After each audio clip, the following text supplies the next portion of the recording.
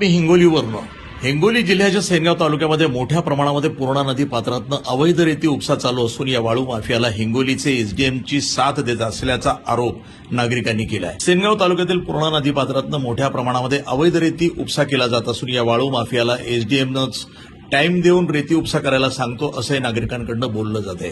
जर शासकीय कर्मचारीच अवैध वाहतूक करणाऱ्याला साथ देत असतील तर शासनाचा लाखो रुपयांचा महसूल पाण्यातच जात आहे। आता अवैध वाळू उपसा करणाऱ्यावर कारवाई होईल का, एसडीएम आणि त्यांच्या साथीदाराच्या मोबाईलची चौकशी होईल का, हे पाहणं आता महत्वाचं ठरणार आहे। विठ्ठल नामदेव काळबांडे एसडीएम हप्ते वसुली करतात, या अवैध वाहतूक करणाऱ्याला सपोर्ट देतात। सेनगावचे तहसीलदार महसूल अधिकारी यावर शब्द पण बोलायला तयार नाहीत। या लोकांची अवैध रेती वाहतूक करणाऱ्याची एवढी हिंमत वाढली की काही जीव मारण्याची धमक्या देत आहे।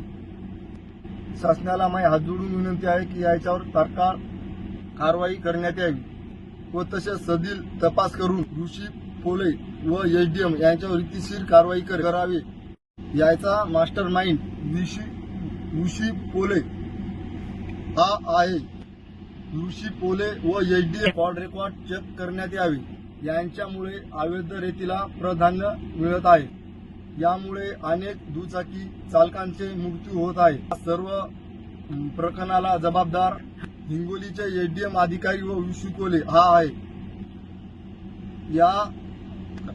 या भ्रष्ट लोकांवर कारवाई होईल का, या अवैध धंदा करणाऱ्याला वचक बसल। एसडीएम हप्ते वसुली करते।